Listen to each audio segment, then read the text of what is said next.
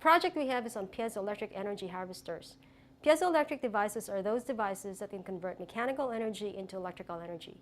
Because of this characteristic, these devices have been used to harvest sources of energy such as ambient vibration and convert this into energy generated to power small devices.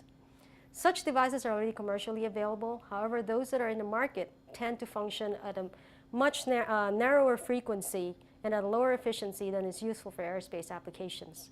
So what we've done in this project is design a device that allows us to amplify the forces that are being put into the device so that the energy that's harvested from it is also amplified. We've done this and showed that we're able to be better than commercial devices in the sense that we are 4 times more efficient and 100 times better in output of energy relative to force input. So what we're going to do here is demonstrate a comparison of the performance of the device that we developed versus the commercially available device.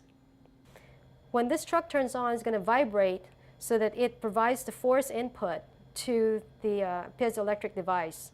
And then this device will then generate the voltage that's required to power the LED. And what we're going to try to show here is the efficiency of this system based on how quickly energy can be generated to light up the LED. So you can watch the timer and see how long it takes for when the LED lights up.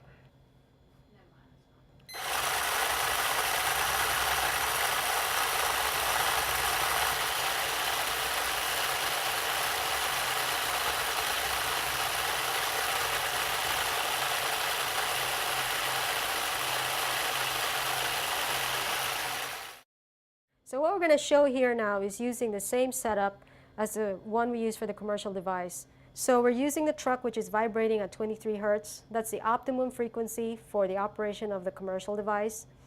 It's not the optimum frequency for our device, so we have a weight added on to our device because ours operates at a much higher frequency.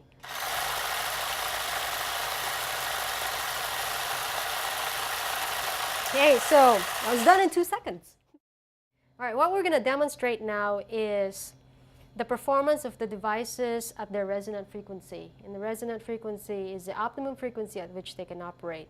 So we're going to generate vibration using this device, and to compare the performance of our device versus a state-of-the-art commercial device, what we're going to do is run a test for the same amount of time. So the timer will run to 10 seconds, and what you want to be watching is the voltage output. And the voltage output of our device should be much greater than the commercial device, and that is proportional to power because power is proportional to voltage squared.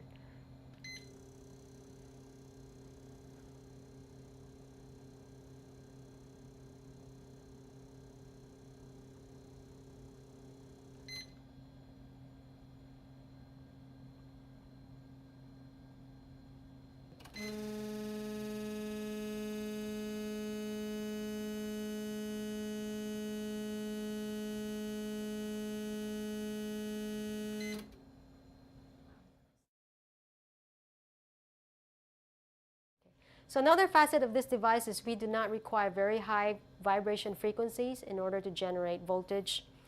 As you can see here, we're using finger pulsing to generate voltage. It's enough voltage to power small devices from motions that come, say, from walking by humans.